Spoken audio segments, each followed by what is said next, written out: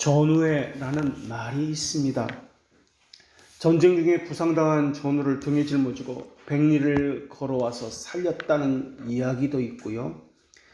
자기 목숨 아까운 줄 모르고 전우를 살리기 위해서 적진석으로 뛰어들어서 전우를 기어이 구해왔다라는 전설 같은 이야기들도 있습니다. 무슨 말을 하지 않아도 전우회라는 것은 서로를 위하는 것, 서로를 살리기 위해서 자신의 목숨을 기꺼이 내어놓는 것, 이러한 것을 이야기합니다. 물 한 모금만 있어도 그것은 나누어 마십니다. 내 물이기 때문에 나 혼자만 몰래 마시지 않습니다. 영화를 보더라도 수통에 조금밖에 물이 들지 않았는데 조금씩 부대원들이 나눠 마시면서 한 모금씩만 마시자 하고 수통을 돌렸더니 나중에 보니까 물은 그대로 남아있다더라 라는 그러한 이야기도 들려오고 있습니다. 서로 목이 타고 마르지만은 다른 전우들이 조금이라도 더 마시게 하기 위해서 모두가 마시는 신용만 했기 때문에 물은 그대로 남았다라는 것입니다. 여기에는 내 유익, 내 목숨, 내 장래 이러한 것은 하나도 없습니다. 단지 전우들을 위하는 것만이 있습니다. 상부의 명령에 따라서 살고 그 명령에 따라서 죽는 것, 또한 전우를 지켜주고 자기보다 전우를 위하는 것, 이것이 바로 전우회입니다.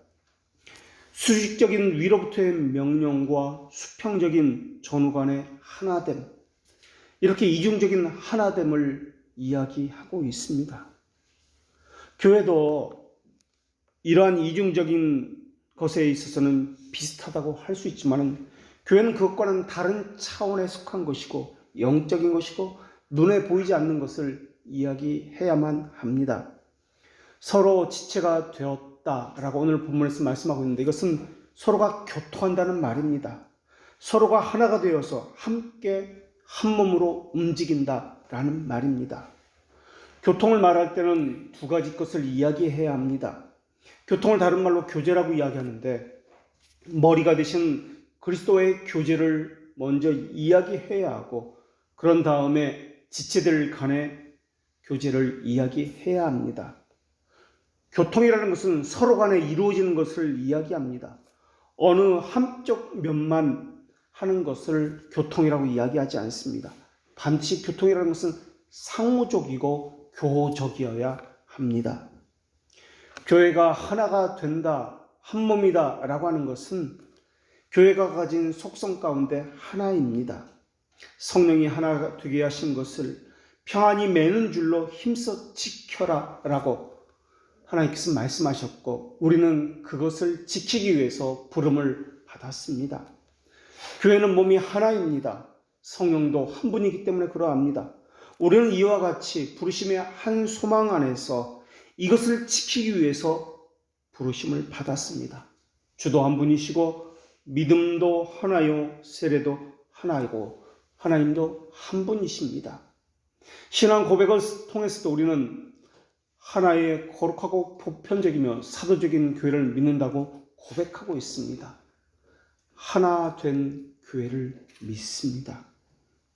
이러한 믿음을 지키기 위해서 핍박을 당하고 피를 흘리며 고통 가운데 살아가고 있다는 사실을 우리는 교회에서 다시 한번 확인하게 됩니다. 나 혼자만 그렇게 산 것이 아니라는 것을 서로의 얼굴을 확인하면서 분명해집니다. 은혜를 나누기도 하고 실패를 나누기도 하면서 서로 교통합니다. 그렇게 살아가는 이야기를 들으면서 고개를 끄덕이기도 하고 자신 역시 그렇게 살아왔다는 것을 그것이 무엇인지 다른 사람을 통해서 깨닫게 됩니다. 지체들의 이야기를 통해서 자신도 그렇게 살아왔다는 것을 동감하기 때문에 자신도 모르게 눈물을 흘리기도 합니다. 교회 안에서 피상적인 관계, 공허한 관계가 정상적인 것처럼 여겨지는 이 시대에 자기의 부끄러움을 이야기하고 실패를 이야기하고 미련하게도 헌신을 하게도 하고 값없이 섬기는 일들은 다른 사람 보기에는 바보처럼 보이곤 있습니다. 자기의 이익을 도모하기도 하고 자신의 영향력을 확대하려고 하는 이러한 시대에 우리는 살아가고 있습니다. 어떤 사람은 만나서 웃고 서로 인사도 나누기도 합니다. 그러나 정작 상대방에 대한 관심은 피상적이고 관심 자체가 없습니다. 그저 교회 만나서 종교적인 일 몇 가지를 처리하곤 헤어지는 것을 반복하고 있습니다. 그렇게 된 이유가 무엇 때문에 그렇습니까? 성도의 교통이 무엇인지를 모르기 때문에 그렇습니다. 그저 그러다 보니까 피상적이고 외형적이고 형식적인 것을 그렇게 추구하기 때문에 그렇습니다. 그리스도인의 연합이라고 하는 것은, 교제라고 하는 것은 외형적인 교제를 말하는 것이 아니라 전인적인 것이고 영적인 교제를 이야기합니다. 신자는 포도나무에 접붙여진 가지로서 한 몸이 되었습니다. 그리고 한 몸이 된 이들을 향해서 하나님의 자녀가 되었다라고 이야기합니다. 그리고 그 자녀들은, 한 몸이 된 그 자녀들은 천국에 들어갈 수 있는 권한을 얻은 사람들입니다. 하나님은 이러한 혜택들을 우리에게 주셨다라는 것을 확인시켜주기 위해서 성례를, 눈에 보이는 성례를 통해서 그 약속을 바라보게 하십니다. 그래서 주의 만찬을, 다른 말로 주의 교제에 참여합니다 라고도 이야기합니다. 성도의 교제라는 것은 그리스도의 구속 안에서 주어진 신령한 복들에 관한 것에 참여하는 것을 이야기합니다. 영원한 생명을 얻었다는 것과 죄들의 용서함을 받았다는 것과 하늘나라에 이름이 기록되어 있다는 것과 이러한 모든 은혜를 받고 그것에 참여하는 것, 이것을 이야기합니다. 그런데 사람의 본성은 연약합니다. 그러다 보니까 성도의 교제에 그 구체적인 기초를 망각하기 쉽습니다. 그래서 교회에서는 그것을 늘 일깨워주는 일을 합니다. 그래서 성도의 교제가 무엇이며 하나님과의 교제가 무엇인지를 다시 한번 되새겨 줍니다. 그렇지 않으면 성도들 간의 교제가 세속화될 수 있기 때문에 그러합니다. 교회는 늘 성도의 교제가 세속화되었는지 또는 성경의 기초 위에서 단단히 세워져 가는지를 돌아보아야 합니다. 성도의 교제는 반드시 그리스도 안에서 그리스도께서 주신 것으로 해야만 합니다. 그리스도께서 주신 바에 대해서 약해지거나 사라지게 되면 그곳에는 성도의 교제는 존재하지 않습니다. 세상적인 교제는 있을지 몰라도 참된 성도의 사귐은 있을 수가 없게 됩니다. 피상적이 됩니다. 나눌 것이 없어집니다. 무감각해집니다. 감사를 표하는 일들은 사라집니다. 자기가 수고하여 얻은 것이라고 아깝다 여기는 일들이 일어나게 됩니다. 성도의 교제의 구심점은 그리스도와 그분이 구속을 통해서 주어진 기업입니다. 그것이 없다라고 생각하기 때문에 성도의 교제가 희미해집니다. 그리고 명목상으로 만족해지는 것입니다. 하나님께 주신 은혜에 대해서 풍부하게 나눠야 하건만 그러지 못하는 이유가 무엇 때문에 그렇습니까? 그리스도의 지체다, 한 몸이다 라는 의식이 없기 때문에 그렇습니다. 빌립보 교인들은 바울을 깊이 사랑했습니다. 바울의 사역을 돕고자 하는 그 가득한 마음이 있었습니다. 그 마음을 가질 수 있었던 이유가 무엇입니까? 바울이라는 인간을 향한 동정심 때문에 그렇습니까? 아니면 바울을 향한 존경심 때문에 그랬습니까? 그런 것이 아니었습니다. 아무 관계가 없이 살아갈 수 있는 사람들이었지만 함께 섬길 수 있었던 그 유일한 이유는 하나님 안에서 한 몸이 되었기 때문에 그렇습니다. 그들은 예수 그리스도를 통해서 그리스도의 몸에 접붙여진 사람이기 때문에 그렇습니다. 접붙여지지 않으면, 한 몸이 되지 않으면 어떤 목양도 성립할 수가 없다는 사실을 우리가 기억해야 할 것입니다. 교회 안에서의 성도의 교제도 이루어질 수가 없습니다. 교제가 있다 한다 하더라도 그것은 피상적입니다. 자신의 심정 깊은 곳에서 가져오는 말을 하지 않습니다. 자신의 평판을 생각해서 두루뭉실하고 좋은 말을 할 것이고 자기에게 이익이 되는 말을 할 것입니다. 성도를 섬기기 위해서 은혜를 나눈다는 생각도 하지 못할 것이며 자기만 알고자 자기만 생각하는 사람이 되어 버릴 것입니다. 자기만 아는 사람은 자기를 드러내려고 하지 않을 것입니다.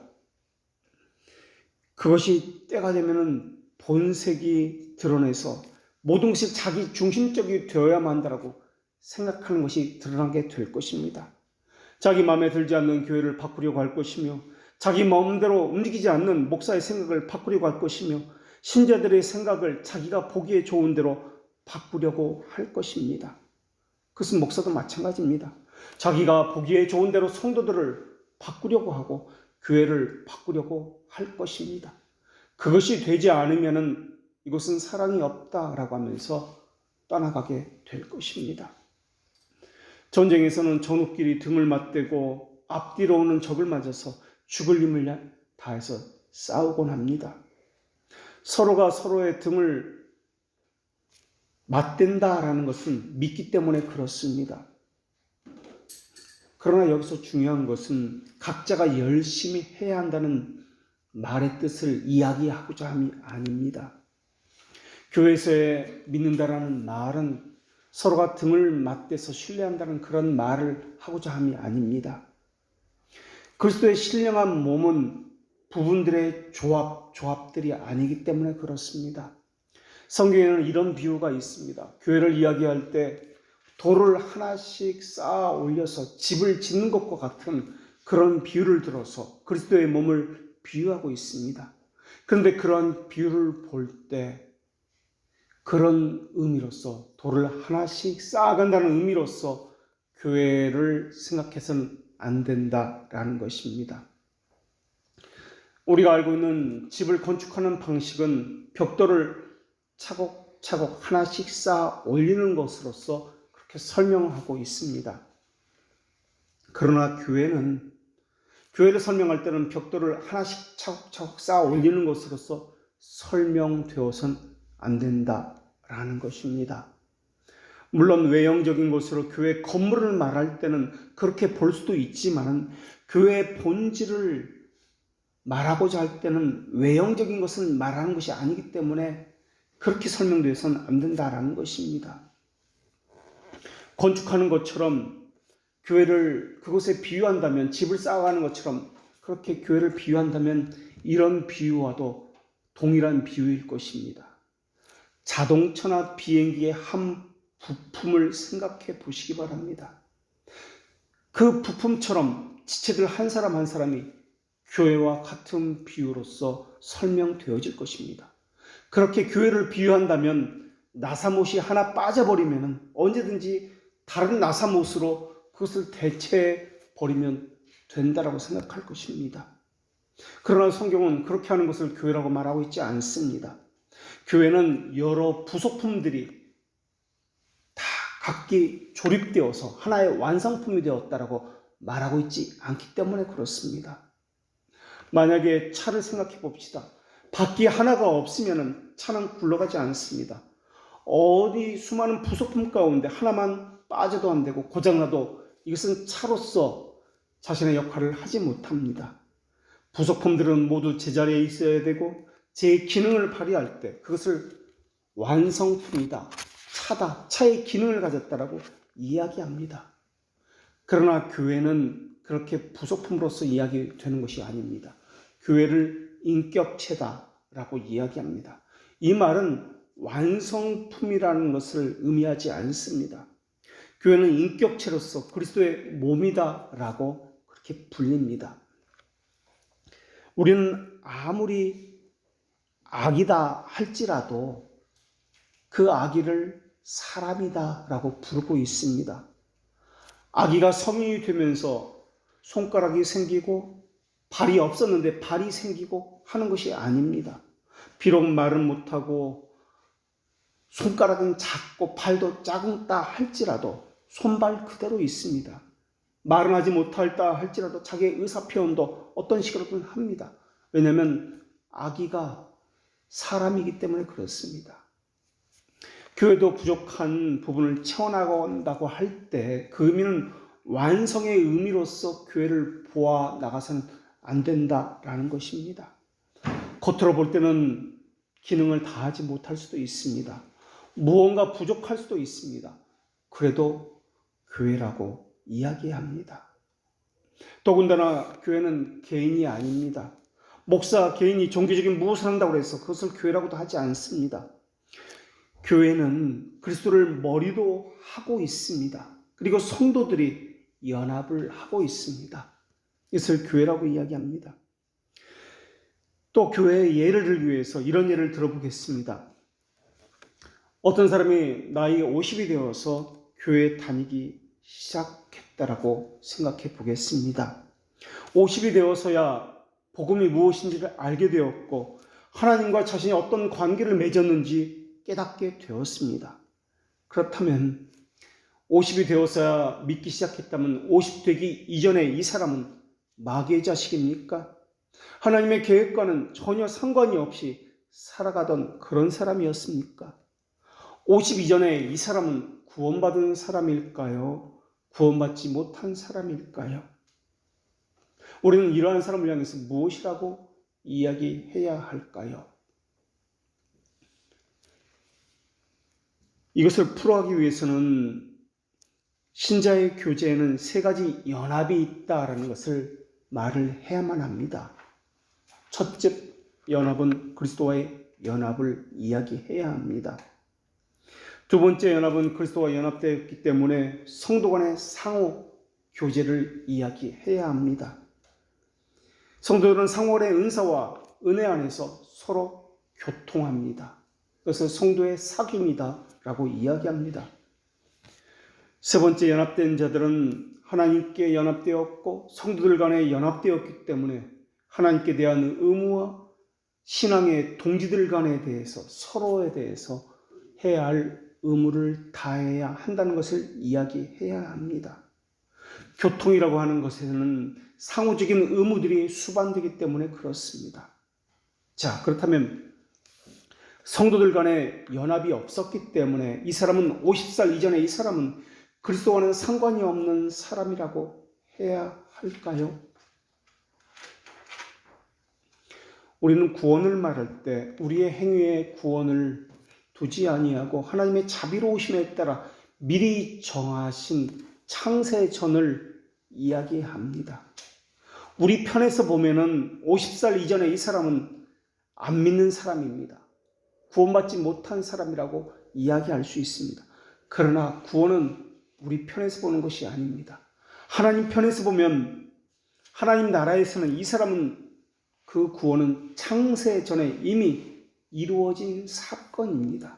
다만 사람 편에서 볼 때 공간적이고 시간적인 사건에서 볼 때 이 사람의 구원은 아직 이루어지지 않았다라고 이야기할 뿐입니다. 그러나 그것은 사람 편에서 본 인류의 한 현상일 뿐이지 하나님 나라의 거룩한 역사는 아니다라는 것입니다. 그것은 하나님 나라의 실제는 아니다라는 것입니다. 이것은 십자가에 대해서도 마찬가지입니다. 십자가는 2000년 전의 사건입니다. 우리가 십자가를 통해서 구원받는다고 할 때 그렇다면 2000년보다 그 훨씬 이전의 사람들은 구약의 인물들은 구원받지 못한 사람입니까? 라고 질문할 수 있습니다. 왜냐하면 십자가는 구약 사람들에게는 아직 나타나지 않았기 때문에 그렇습니다.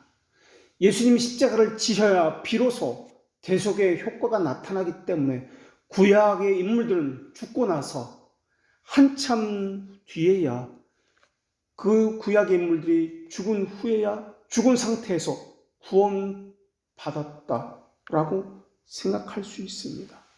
왜냐하면 십자가의 사건은 한참 후에 나타났기 때문에 십자가의 사건이 나타난 이후에 그러니까 구약의 인물들은 죽은 이후에 십자가의 사건이 나타나고 이 십자가 때문에 구원받은 것이다. 죽은 상태에서 구원받은 것이다 라고 할 수 있기 때문에 그렇습니다. 중생도 마찬가지입니다. 중생을 그리스도께 접붙여짐이다 라고 이야기하는데, 그리스도께서 오시고 나서야 접붙임이 생겨진 것입니까? 라고 생각한다면 이것은 잘못된 생각입니다. 그렇게 생각한다면 그리스도의 죽음과 부활이 있기 전에 중생이 없다는 말입니다. 그리스도의 몸도 없고 교회도 없다라는 말입니다. 우리는 이렇게 배웠습니다. 십자가에는 아무 효력이 없습니다. 십자가에는 효력이 있는 것이 아닙니다. 십자가 자체에 효력이 있는 것이 아니라 하나님께서 영원전에 하신 약속 자체에 효력이 있는 것입니다. 중생도 교회도 마찬가지입니다.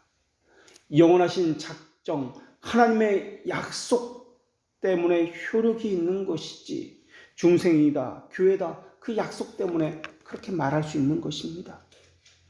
다시 말하면 모든 연합의 기초는 우리의 행위, 우리 눈에 보이는 가시적인 것에 있지 아니하고 삼위일체 하나님의 영원한 목적에 있다라는 것입니다. 이 목적은 창세전에 그리스도 안에서 택하신 선택의 결정으로 정해진 것입니다. 그리스도와의 이 결합은 눈에 보이는 결합이 아니라 영원 전부터 예정하신 생명과 영의 결합이다 라는 것을 말씀드리고 있는 것입니다. 동력과 결합력은 우리에게 있는 것이 아니라 그리스도의 영에 의해서입니다. 그래서 이것을 우리는 신비적 연합이다라고 이야기합니다. 그런데 우리는 어떻게 하냐면 우리의 시각으로, 우리의 이해로 자꾸 하나님을 끌어내리려고 하고 있습니다. 교회라는 개념도 마찬가지입니다. 교회는 오순절 사건 이후에 생겨난 것이다 라고 생각합니다. 그렇게만 생각한다면 아브라함과 다윗은 그리스도의 머리로 하는 그 교회의 지체가 될 수가 없습니다. 이런 생각 때문에 자기 교회에 접붙여져야만 구원받는다는 이단들이 생겨나는 것입니다. 눈에 보이는 가시적인 것에 접붙여져야만 구원받을 수 있다라고 하기 때문에 그렇습니다. 시간과 공간, 사람의 범주 아래로 끌어내려고 하니까 하나님의 역사는 제한시켜 버리는 것입니다. 신자는 만세 전에, 영원 전에 하나님의 나라에 포함되어 있습니다. 다만 우리 눈이 보기에 시간과 공간 안에서 하나님의 정하신 때와 정하신 방법에 의해서 그렇게 가시적으로 드러났을 뿐입니다. 완전하시고 존재하시고 무한하시고 영원하신 하나님에게 있어서 시간이다, 공간이다 하는 것은 창조물에 불과할 뿐입니다. 시간은 절대적인 것이 아니라 상대적인 것이고 절대적인 사건보다 먼저 있는 것이 아닙니다. 실제적인 사건은 시간 안에서 이루어지는 것이지만 절대적인 사건은 시간 밖에서, 시간을 초월해서 이루어지는 것입니다. 하나님은 절대적인 분이시며 창조주이십니다. 시간이나 사람이나 공간과 같은 이런 피조물이 아니십니다.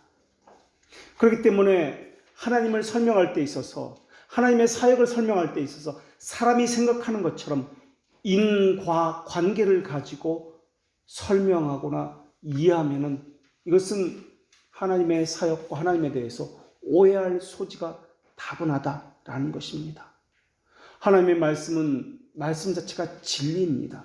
하나님의 인식 자체가 그대로 발생하고 있습니다. 그리스도에게 연합된다라는 것도 사람의 시각, 사람의 시 공간에서 찾지 말고 하나님의 초월적인 역사 안에서 찾아야 한다라는 것입니다. 연합이라는 것, 하나님의 측면에서 바라보지 아니하고 사람의 측면에서 보면은 오해의 소지가 너무나 있다. 또 왜곡되게 이해할 수 있다라는 것을 말씀드리고 있는 것입니다. 연합된 자들은 창조주신 그리스도의 영적인 생명을 나누어 받습니다. 신자의 영적인 생명은 사람에게서 나오는 것이 아니라 그리스도에게 오며 그리스도의 생명에 의해서 유지되고 결정되고 인도함을 받습니다. 이 연합에서 우리의 인격 자체가 그리스도와 하나가 됩니다.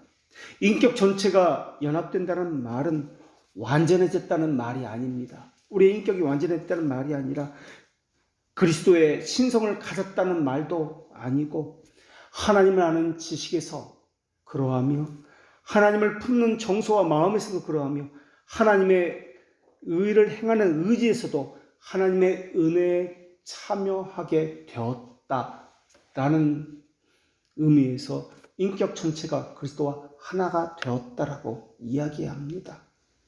그리고 이것은 영원전에 계획된 것입니다. 우리는 하나님이 영원하다는 것을 잊어버리니까 시간 안에서만 생각합니다. 우리는 하나님이 무한하시다는 것을 잊어버리니까 공간적으로만 생각합니다. 영원하시고 무한하신 분이 하나님이십니다. 구약시대에도 아직 예수님이 육체를 입고 이 땅에 오지 않았지만 예수 그리스도를 통해서 구원받습니다. 아직 십자가가 나타나지 않았지만 십자가를 통해서 구원받습니다. 구약시대에도 희미하지만 그리스도를 머리로 하는 교회가 있었습니다. 실제 눈에 보이는 건물로서가 아니라 약속에 의해서 연합된 백성들이 있었습니다. 구약의 성도들은 제사를 드렸습니다. 그 제사를 희생 제사라고 이야기합니다. 그들이 제사를 드린 목적이 무엇입니까? 죄들의 용서함을 받기 위해서 제사를 드린 것입니까? 아닙니다. 구약의 제사의 목적은 죄들의 용서함을 받기 위해서 제사를 드린 것이 아니라 중보자를 기다리면서 중보자를 통해서 그들이 접붙여지기 위해서였습니다.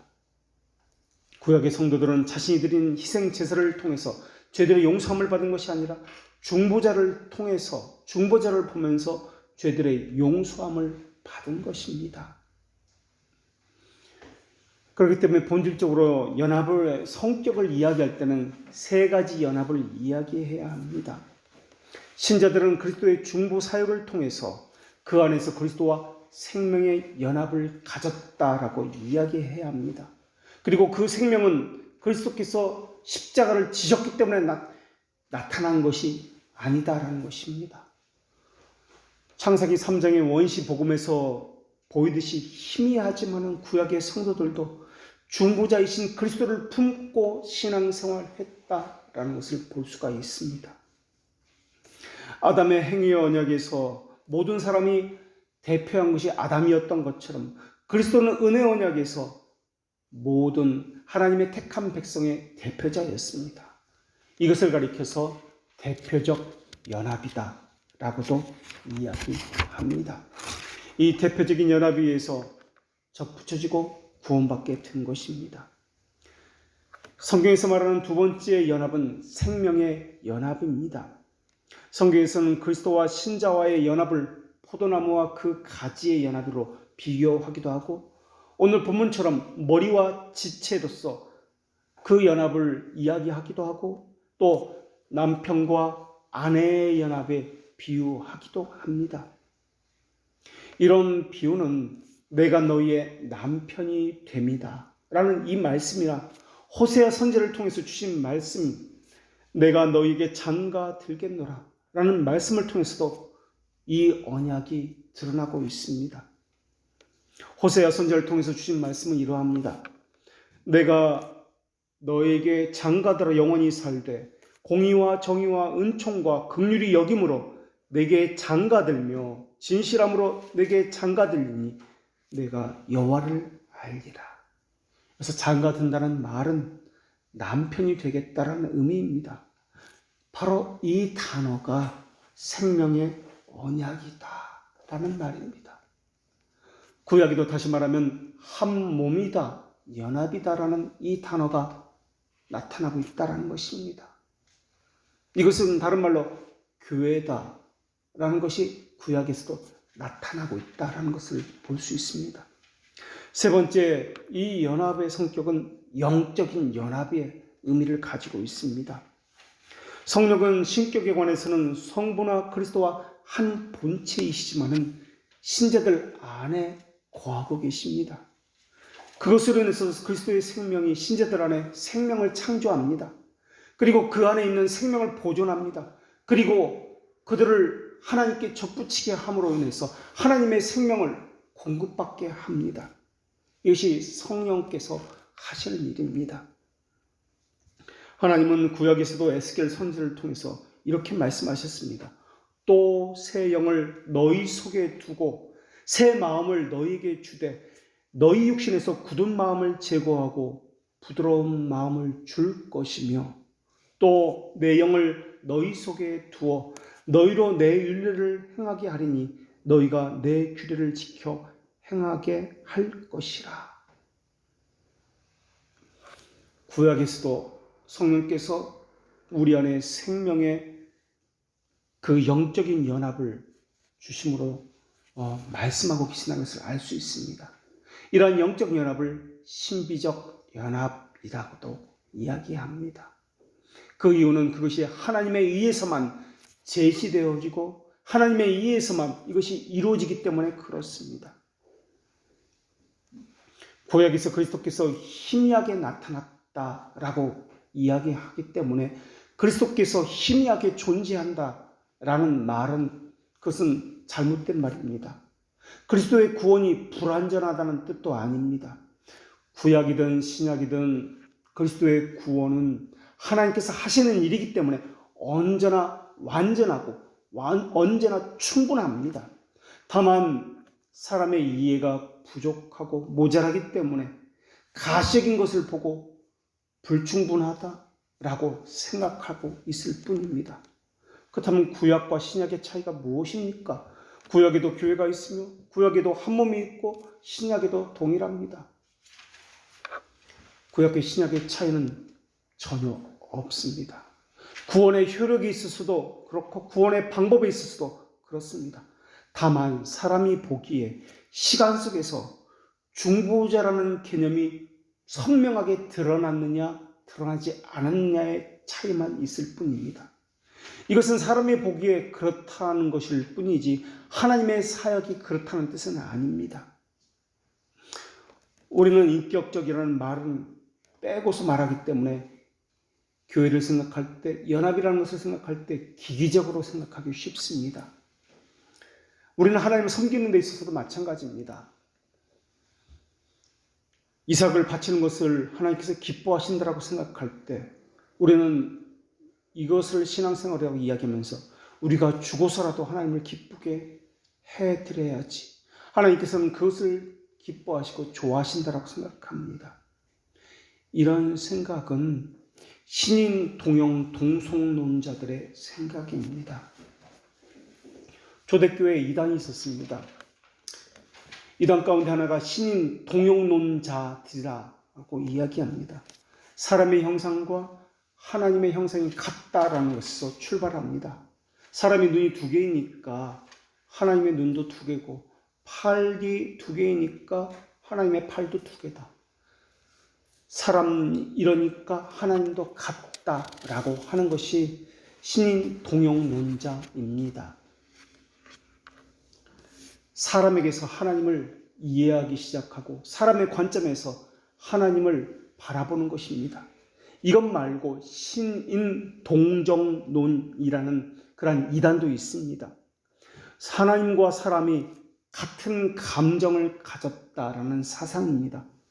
하나님이 기뻐하신다, 슬퍼하신다는 것을 우리식으로 이해하는 것입니다. 우리가 기뻐하는 것을 하나님도 기뻐하신다라는 식으로 생각하는 겁니다.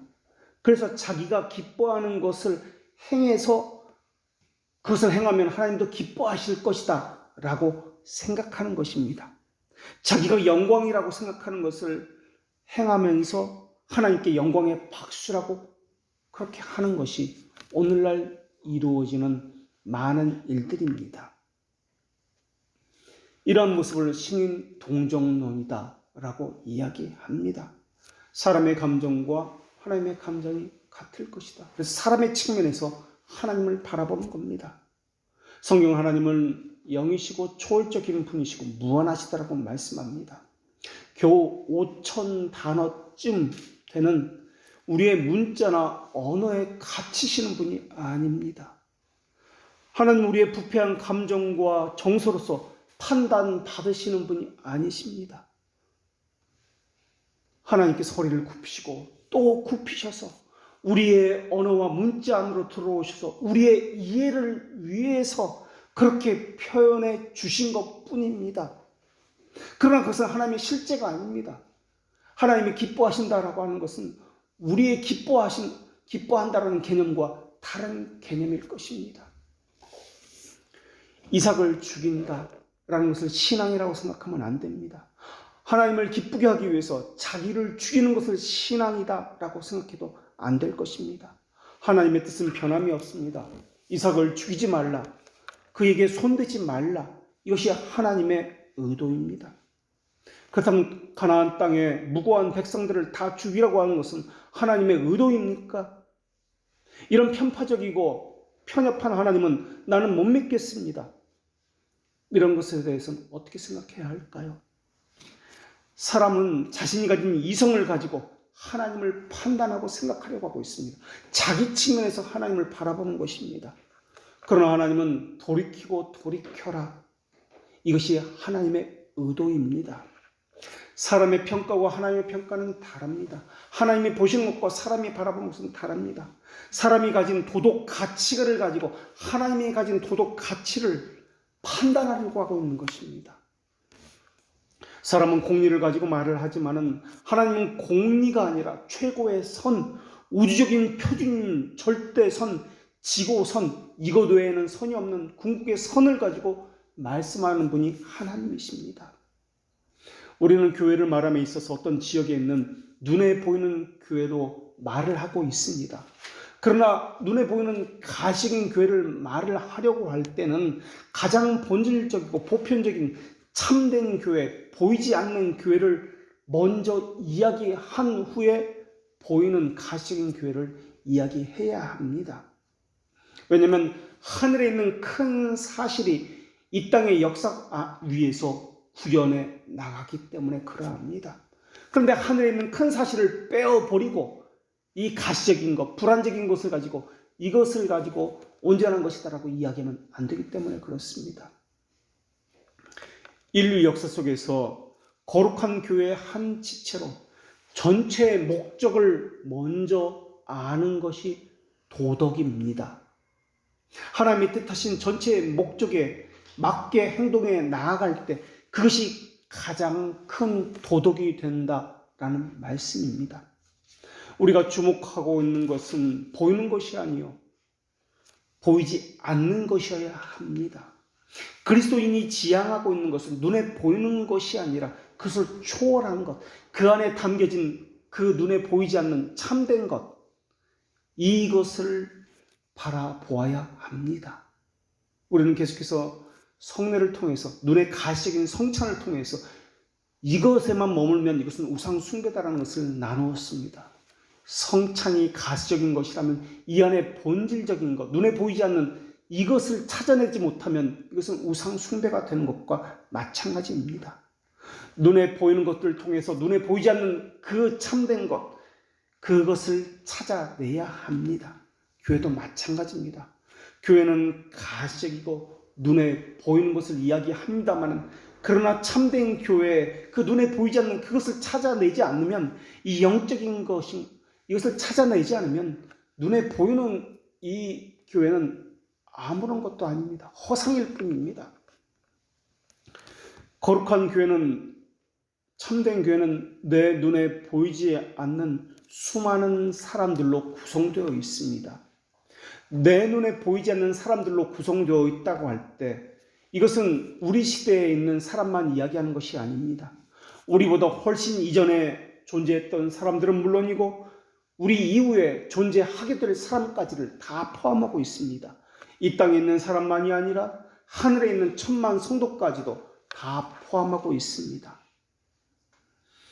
교회의 영광과 권능은 어떤 사람, 어떤 행위, 무엇에 의해서 부여받는 것이 아닙니다. 교회 스스로 가지고 있다는 것을 먼저 이야기해야만 합니다. 그리스도의 존재 자체가 교회의 성격을 이루고 있기 때문에 그렇습니다. 그리스도의 본체가 하나님의 교회의 영광으로 나타나기 때문에 그렇습니다. 그래서 교회는 머리 대신 예수 그리스도의 거룩한 명령과 지시와 인도함을 받아 움직여야 합니다. 이때 새 사람적인 성격이 분명히 드러나고 있는 것입니다. 만약에 그런 것 없이 그리스도의 접붙여짐, 그리스도의 영광 이러한 것 없이 그저 예배하는 것, 찬송하는 것, 종교적인 행사를 하는 것은 아무런 의미가 없습니다. 교회라고 할 때 외형적인 것을 가지고 교회다 말하면 안 된다라는 것입니다. 성도는 그리스도 안에서 거룩함을 입은 사람입니다. 하나님이신 그리스도와 연관 짓지 않으면 아무런 의미가 없다는 것을 말하고 있는 것입니다. 그래서 교회를 말을 할 때 그리스도와 관련을 지어서 먼저 말을 해야 한다는 것입니다. 그런 다음에 그리스도 안에서 관련 지어진 다른 사람과 사귐을 그 이후에 이야기해야 하는 것입니다. 사람의 예를 들어서 또한 이것을 보겠습니다. 우리가 어느 동창회에 간다라고 이야기할 때 그 동창회라는 것은 그 학교 출신이 아니면 그 구성원이 될 수가 없는 것과 같은 이치입니다. 지체는 먼저 그리스도에게 연합된 것을 우선으로 합니다. 그리스도에게 연합된 사람을 서로 지체다라고 이야기합니다. 그래서 그리스도에게 연합되어서 그리스도의 부요함과 은사에 참여한 사람은 반드시 다른 지체와도 교통을 하게 되어 있습니다. 그래서 우리에게 하나님께서 무엇을 주셨다면 이것은 나를 위해서 주신 것이 아니라 교회를 위해 주신 것입니다. 그래서 성도의 교제라는 것도 수직적인 것과 수평적인 것 동시에 말을 해야 합니다. 그런데 어떤 사람은 성도의 교제를 사람과 사귀는 것만이라고 생각합니다. 그래서 교회 안에 작은 교회를 만들어서 서로 사깁니다. 더 친밀하게 하기 위해서 말입니다. 무엇을 위해서 작은 모임을 만들고 청년부를 만들고 선교단체에서 선교단체처럼 그렇게 활동하기도 하고 다른 여러 목적에 따라서 작은 모임을 만들어서 활동을 합니다. 여전도회를 만들기도 하고 구역과 같은 작은 모임을 만들어서 그것을 활동하면서 이 모임이 성도의 사귐이다. 이것이 교회 생활의 핵심이다 라고 생각합니다. 그런 생각을 한다면 이것은 성경의 교훈과 거리가 먼 것입니다. 그리스도께서 우리를 하나로 불러 모으신다라는 것을 먼저 생각해야 합니다. 다시 말하면 지체가 중요한 것이 아니라 그리스도 안에서 한 몸이 중요하다라는 것입니다. 눈에 보이지 않으시는 그리스도가 가시적으로 우리에게 자신을 내어주셨는데 그것이 말씀으로 오신 예수 그리스도이십니다. 하나님은 성도의 사귐을 이렇게 말씀하셨습니다. 우리가 보고 들은 바를 너희에게 전함은 너희로 우리와 사귐이 있게 함이라 라고 말입니다. 사도가 보고 들은 바를 전해 줌으로써 그것을 받은 사람은 성도의 사귐이 있게 된다라는 말입니다. 성도의 사귐이라는 말은 비슷한 공통의 관심사를 가진 사람들이 모이는 것을 이야기하지 않습니다.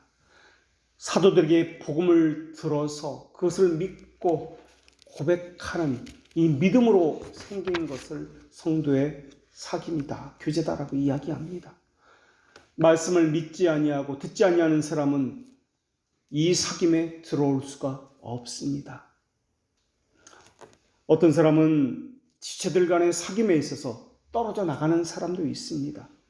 이런 사람들에 대해서 요한일서 2장 29절에서 하나님은 이렇게 말씀하고 계십니다.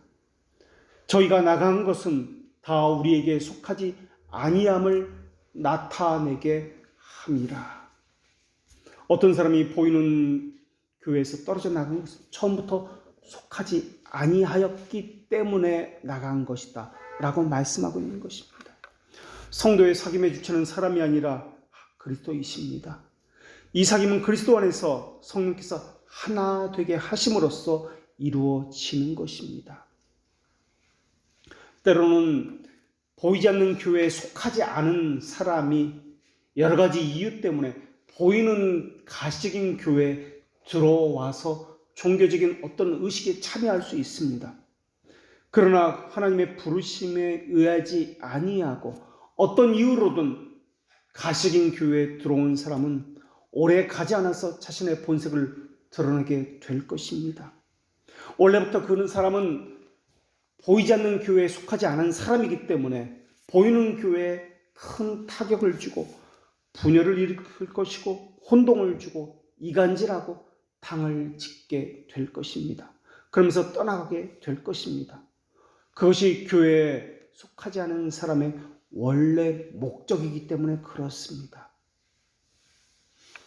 그러나 교회는 하나님의 말씀과 성령께서 불러 모으신 사람들에 의해서 구성되어 있기 때문에 참된 교회에 그 접붙여진 사람들은 거룩한 사귐이 있게 될 것이며 거룩함을 드러나게 될 것입니다. 예수님은 바리새인들에게 이렇게 말씀하셨습니다. 내 영광을 구하지 아니하고 사람의 영광을 구하기에 내 말을 듣지 아니하노라 라고 말입니다. 원래부터 참된 교회에 속하지 않은 사람은 자기 영광만 구하고 세상 영광만 구하게 되어 있습니다. 하나님을 중심으로 생각하지 아니하고 사람을 중심으로 하나님을 끌어내려서 생각을 합니다. 이것이 옳다, 저것이 옳다, 함적인 것과 공적인 것을 가지고 생각을 합니다. 세상에서는 그렇게 할 수 있으나 교회에서는 그렇게 하면 안 됩니다. 그런 생각은 교회에 속한 생각이 아니라 사람의 생각, 세상에 속한 생각일 뿐입니다. 예수님은 자기 영광을 버리고 하나님의 영광만을 생각하고 그것을 나타내셨습니다. 그리고 그것에 하나님의 택하신 자들을 참여하라고 불러주신 것입니다. 그래서 교회에 원래 참된 교회에 속한 사람들은 교회의 부르심을 받아서 자기 영광을 나타내지 아니합니다. 예수님처럼 하나님의 영광을 나타내고 있습니다. 그리고 삼위 하나님의 교제 가운데 거룩한 영광이 있는데 접붙여진 사람은 거기에 참여하게 되어 있습니다. 성도의 사귐이라는 것은 단지 친한 사람만 사귀는 것을 이야기하는 것이 아니라 아버지와 아들과 성령과 함께 교통하는 것을 이야기합니다. 교통이라는 말은 코이노니아라는 단어를 사용하는데 이것을 사귐이다라고도 이야기합니다. 우리가 삼위 하나님과의 교통에 참여하는 것이 성도의 사귐이다라는 것입니다. 땅에 있는 것을 가지고 하늘의 영광에 참여하는 것을 성도의 교제다라고 이야기합니다. 무슨 행위를 해서 그것에 참여하는 것이 아니라 은혜로 참여하게 된 것입니다. 우리는 교회를 개혁하겠다라는 명목으로 사람들이 모여서 어떤 세력을 지지하는 것을 많이 보고 있습니다. 성도의 사귐이다. 은혜로 참여하는 것이다. 삼위 하나님의 영광에 참여한다는 것이 무엇인지 모르기 때문에 사람들이 교회 개혁이다, 교회를 바꾸겠다는 명목으로 모여서 어떤 세력을 자처하는 것입니다. 자기 행위로 무엇을 할 수 있다라고 그들은 생각하기 때문에 그렇습니다. 그래서 편을 가릅니다. 분파주의와 분리주의로 나가는 것입니다. 사람의 행위로 열심을 내면은 하나님의 영광이라 생각하기 때문에 그렇습니다. 성도의 교제는 하나님의 말씀이 선포된 결과로 나타나는 것입니다. 성령께서 그리스도 안에서 하나 되게 하신 것을 지키는 것이 성도의 교제입니다.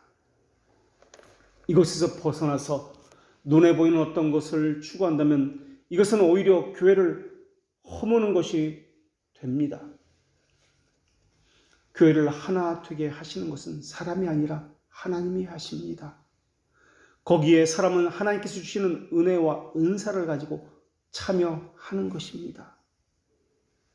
초대교회에 부활의 복음을 통해서 사람들은 한 마음과 한 뜻이 되어서 물건을 서로 통용했습니다.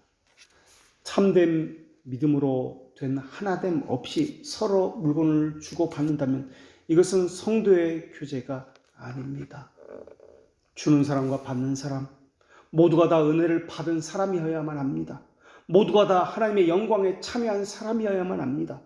우리가 헌금을 드리는 것도 마찬가지입니다. 하나님의 은혜를 받았다는 인식이 없으면 그저 형식적인 것, 내 것 가운데 얼마를 떼어 놓는 것 정도로만 생각하게 될 것입니다. 그러한 것은 하나님께서 받아주시지 않습니다. 하나님과 관계된 것이 아니기 때문에 그렇습니다. 봉사하는 것도 그렇습니다.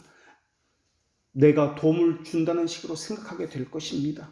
그럴 때 자기 마음에 안 맞으면 본전 생각이 나게 될 것입니다. 그래서 어떤 사람은 나는 받은 것이 없다 하고 뒤로 물러나면서 핑계를 댈 것입니다. 하나님은 어린아이 하나에게도, 한 사람에게도 냉수 한 그릇이라도 주님의 이름으로 대접하면 그 상은 결코 잃어버리지 않을 것이다 라고 말씀해 주셨습니다. 또 어떤 사람은 돈이 없어서 못한다라고 말을 하는 사람도 있습니다. 돈이 있어야 교회 다닌다라고 말을 하는 사람도 있습니다. 그러나 그런 사람은 돈이 있어도 못하는 사람입니다. 섬김이나 봉사는 돈으로 하는 것이 아니기 때문에 그렇습니다. 기도로 돈을 만들어서 하는 것이기 때문에 그렇습니다. 기도로 돈을 만든다는 것은 내가 만드는 것이 아니라 하나님의 나라와 영광을 위해서 하나님께서 하나님의 것을 주신다는 뜻입니다. 만일 한 지체가 고통을 받으면 모든 지체도 함께 고통을 받습니다. 만일 한 지체가 영광을 받으면 모든 지체도 함께 즐거워하는 것이 한 몸과 지체의 관계입니다. 하나님이 어떤 사람에게 무엇을 주셨다면 그것은 그 사람 개인을 위해서 주신 것이 아니라 몸에 속한 나에게 주신 것입니다. 몸 전체를 위해서 주신 것이지 나를 위해서 주신 것이 아니기 때문에 그렇습니다. 그러나 우리는 신앙생활하면서도 개인주의에 젖어들었기 때문에 내가 하고 싶은 것을 하고 그 남는 것, 그 나머지 것은 그것을 가지고 몸을 위해서 하겠다라고 그렇게 생각을 합니다. 교회는 주님과 주의 말씀만이 존귀하게 여김을 받아야만 합니다. 그리고 참된 믿음은 하나로 한 몸을 세우는 일에 나타나야만 합니다. 그리스도의 은혜에 참여했다는 것은 이론을 말하는 것이 아닙니다. 그렇게 사는 삶, 행하는 것을 이야기합니다. 신앙생활이라는 것은 자기가 하고 싶은 대로 하는 것을 이야기하지 않습니다. 자기 중심에서 벗어 던지고 자기를 부인하고 그리스도를 먼저 생각해야 합니다. 그리고 그리스도의 그 머리 대신 교회를 위해서 내가 해야 하는 것이 무엇인지 이것을 하는 것을 이야기합니다.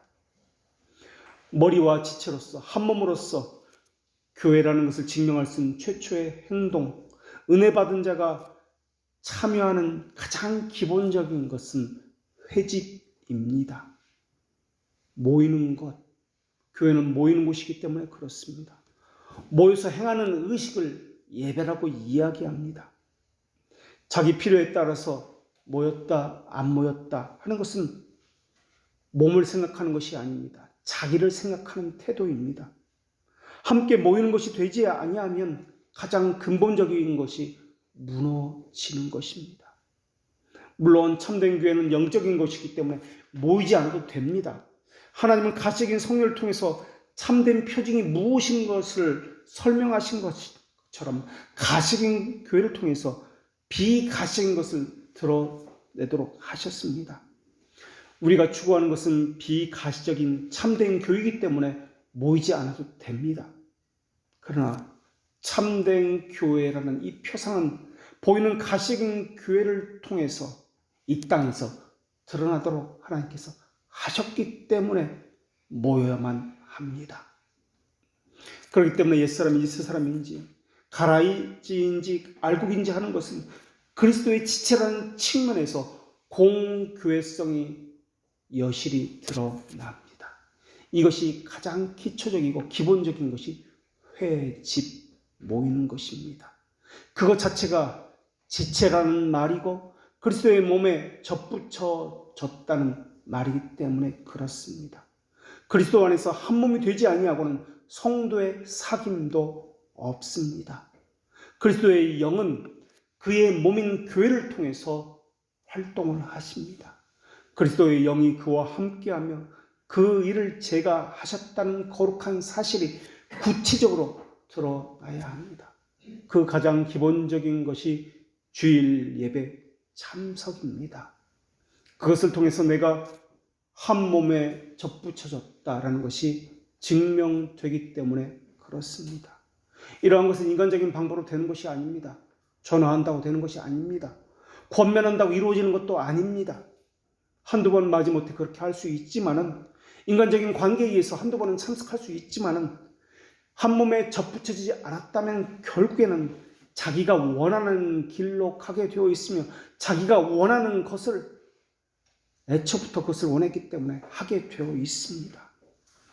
지체라는 말은 한 몸이 되었다는 것을 전제로 하는 말입니다.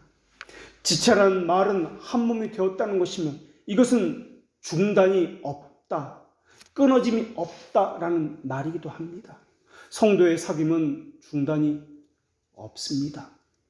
인격적인 하나님이니까 이래도 좋고 저래도 좋고 내가 원하는 것을 하나님께서 지지해 주실 것이야 라고 생각하면 안 될 것입니다. 이것은 오히려 인격적인 하나님이라는, 자비하신 하나님이라는 이것을 붙들고 공의의 하나님을 없이 여기는 그러한 꼴이 되는 것이기 때문에 그렇습니다. 우리는 하나님을 우리 생각 안에 가두어 두려고만 하고 있습니다. 한 몸으로 생각하는 것이 아니라 그것은 따로 떨어져간 개인적이고 자기만 하는 그러한 생각에 불과합니다. 우리는 교회를 통해서 한 몸이 무엇인지를 배우고 있습니다. 우리 모두가 다 하나님의 아들을 믿는 것과 아는 일에 있어서 하나가 되어서 온전한 사람을 이루어야 하는 것입니다. 예수 그리스도의 교회를 어그러진 것으로 생각하지 말아야 합니다. 자기 이성과 자기 판단으로 교회를 판단해서도 안 될 것입니다. 교회를 개인적으로 여기서도 안 될 것이며, 거룩한 그리스도의 생명이 몸에 나타나는 것을 증거로 삼아야 할 것입니다. 기도하겠습니다.